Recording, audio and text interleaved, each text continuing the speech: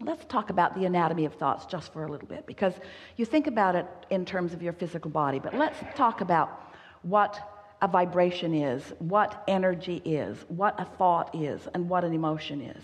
And we're going to use these really, really big, bold, not even very accurate terms. We just want to give you a sense of how it all works, because at the very basis of who you are offering vibrations at a cellular level, and that cellular level of vibrations is not comprehensible to you in the sense that you do not have the ability to translate the thinking of your cells into something that is very meaningful to you.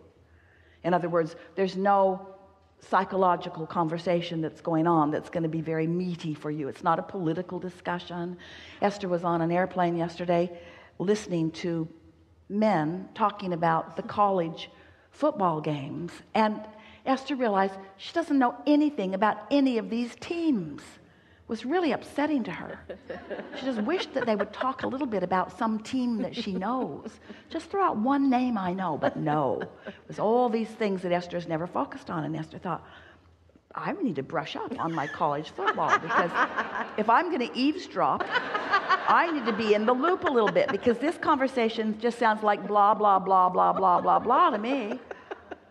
It was not meaningful at all to Esther. Well, there are a lot of things that are not meaningful to you because you don't have enough momentum going about them. And until you have some momentum going, it's not very meaningful. So you get to choose the things that are meaningful to you. So there are things that are going on in your physical body, points of attraction, that really are not of any of your concern, because it's a language that you don't need to articulate into anything very specific. But the cells of your body are collectively, in a sort of mass consciousness way,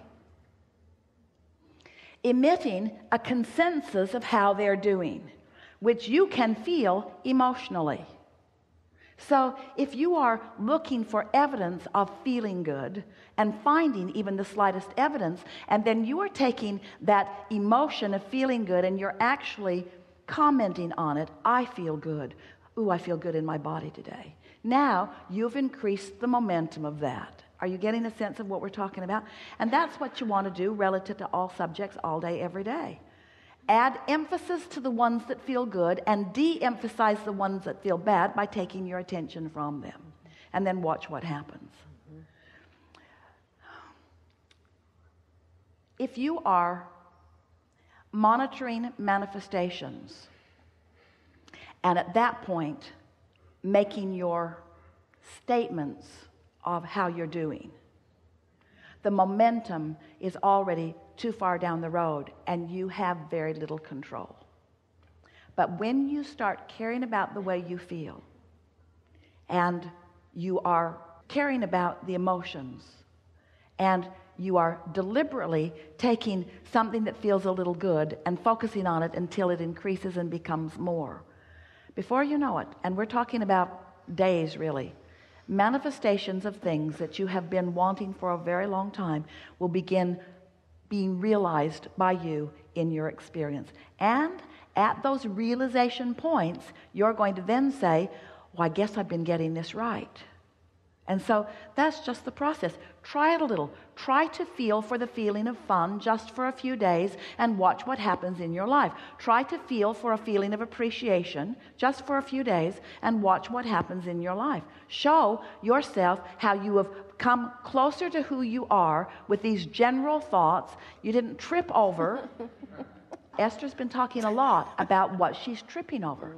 She said to at least 5 members of her staff, maybe not the mobile crew, but the home crew, I'm tired of tripping over that. Let's do something about that. I don't want to trip over that anymore. I don't want to trip over that anymore. Well, she didn't even realize she was saying, I don't want to trip over that, until she tripped over that. And now that she's tripped over that around the world, she tripped over that, it's got her attention. I'm going to stop saying I'm going to stop tripping over that. I'm not going to trip over that. Scotty said, oh, I'm really sorry about that. And Esther said, I create my own reality. Damn it. I create my own reality. Nobody's responsible for anything that happens to me. Everything that comes to me is as a result of what I've got going on vibrationally. Don't you love knowing that? And don't you love manifestations that explain to you what you've got going on vibrationally? Don't you love that? Would you really want it to be any other way? No. And don't you love knowing that it's all for you? Doesn't it feel good to be in that spotlight? Yes. Don't you like being in that spotlight where everything that is occurring in your experience is a reflection of what you're doing vibrationally, what you're doing emotionally, how you are tending to your own point of attraction? You're powerful. You're powerful. And the trajectory of your deservability is more powerful than Esther can even find words to explain to you. It's time for you to just chill out and have more fun and make it simpler, and don't bring with you all the stuff that you've picked up along your physical trail. Just stand in your now and reach for the best feeling thought that you can find here and now, and watch what begins to happen. Esther is certain that this avalanche, and it is, of extraordinary, and they are, manifestations in her life experience are happening now because of her few weeks of sitting with her notebook and deciding to focus for 15 or 20 minutes unconditionally. To find a feeling without needing something to have produced it.